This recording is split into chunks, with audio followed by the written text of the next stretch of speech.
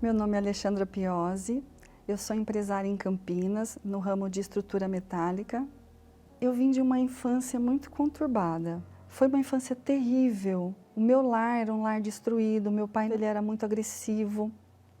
Ele sofria muitos problemas financeiros. Com 16 anos eu engravidei. Eu tinha um namorado e ali a gente se casou, né? Meu pai fez questão que a gente se casasse. A gente se casou e o casamento durou 1 ano. Aí saí já desse casamento com um bebê e fui lutar por mim e pelo meu filho. Tinha uma fragilidade dentro de mim. Tinha um desejo de ser amada, de ser cuidada. Era uma carência que eu tinha e que acabava fazendo que eu aceitasse qualquer pessoa para não ficar sozinha. Os meus critérios de escolha não tinha base, entendeu? Era aquela pessoa que eu visse, que gostou de mim, eu gostei dele, pronto. Eu não olhava quem era, o que era, não olhava a vida dele. Foi aí que eu conheci o meu atual marido, que na época ele já era mulherengo. Mesmo assim, eu fiquei com ele. Eu cheguei a colocar detetive atrás dele e pegar. Ele frequentava a casa de prostituição. Eu esperava ele para jantar.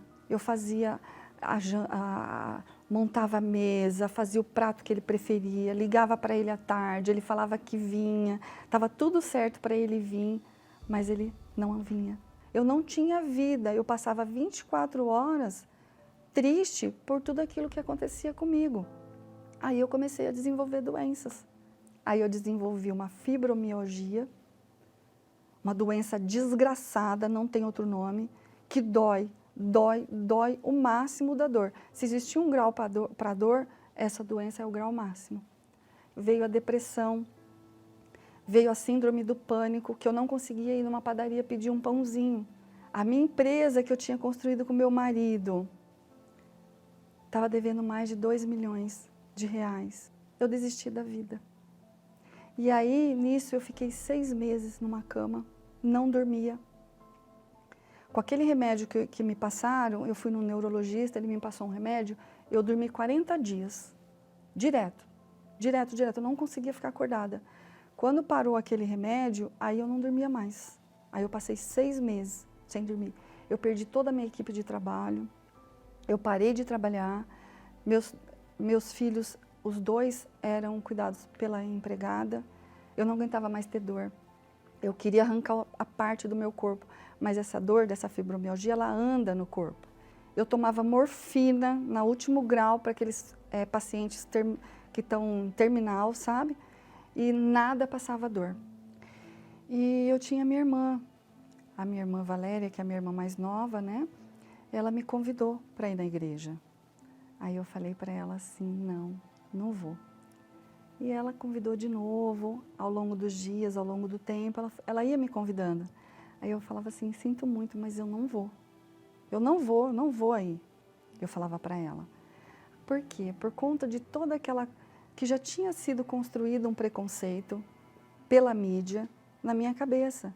Então, quando ela me chamou, eu falei, não, lá naquele bando de ladrão eu não vou. Até dói falar isso hoje, mas lá naquele bando de ladrão eu não vou, eles vão fazer lavagem cerebral na minha cabeça. Eu achava que as pessoas que frequentavam lá, elas não raciocinavam bem, elas não tinham visão, era um Zé Povinho. É ruim falar isso, mas era o que eu achava. E eu achando tudo aquilo, quando na verdade o Zé Povinho era eu. Eu era fracassada. Isso porque era minha irmã que estava me convidando, né? Não era alguém estranho, era minha irmã, que eu sabia quem ela era, que eu confiava nela, que ela era uma pessoa maravilhosa, cheia de problemas e que estava resolvendo os seus problemas, estava me convidando ali, de coração aberto. Mas precisou eu chegar. A um dia eu estava sozinha no meu quarto e eu precisei ir ao banheiro. E quando eu fui me levantar para ir ao banheiro, a dor era tanta, né? Eu estava com hepatite C, eu estava com a fibromialgia, a depressão, aquilo tudo né? Gerava muito mal-estar em mim. E eu me levantei e ali eu caí. Eu caí e o que eu ia fazer no banheiro, eu fiz ali, deitada. E minha irmã chegou. Aí ela falou assim para mim, Alexandra, levanta daí, você é guerreira. Eu falei assim, não, essa batalha eu perdi. Ali eu tinha desistido de tudo. Aí ela com todo carinho me levou, me deu banho, me limpou, me arrumou, me trocou e colocou uma aliancinha no meu dedo. Uma aliancinha que só ia ser tirada lá na igreja. E ela falou, vamos. Aí eu falei para ela, tá bom, eu vou, mas eu vou sem bolsa. Era uma terça-feira de carnaval, às 3 horas da tarde.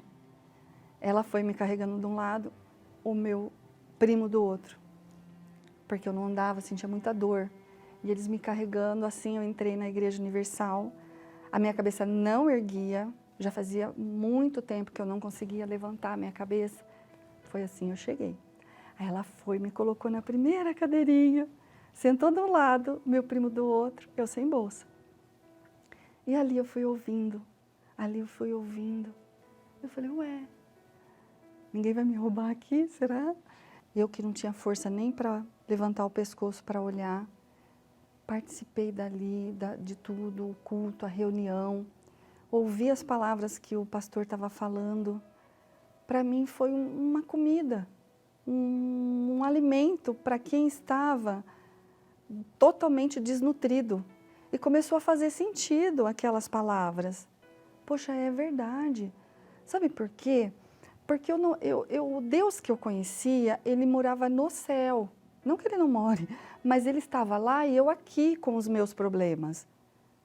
Tipo assim, o que ele tem a ver com os meus problemas? Com o meu casamento destruído, com a minha vida financeira destruída, com a minha saúde destruída.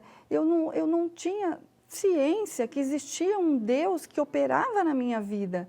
E ali eu já comecei a ouvir isso. E aquilo foi comida para mim. Sabe o que é 6 meses sem dormir? Imagina uma pessoa 6 meses sem dormir. E naquela noite eu dormi pesado. Eu dormi. Realmente, assim, foi um sono maravilhoso. Quando eu acordei, já acordei diferente. Falei, opa, peraí. Realmente, aquele alimento ali está fazendo alguma coisa dentro de mim. Que eu já consegui dormir. Já começou um fiapinho de esperança. E aí eu voltei, fiz as correntes. Em 30 dias eu não tinha mais fibromialgia, eu não tinha mais hepatite C, que meu fígado já estava ruim, eu não tinha mais síndrome do pânico, eu podia ir em todos os lugares. A depressão acabou. Ali eu comecei a ter visão de uma vida diferente. E ali a gente começou a frequentar.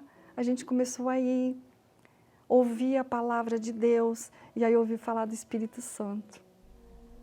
E aí eu precisava daquele Espírito Santo.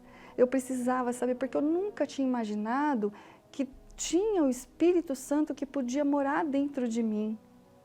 Bastava eu ter a fé, porque ali dentro da Igreja Universal eu aprendi a fé inteligente, a fé pura, a fé que remove montanhas.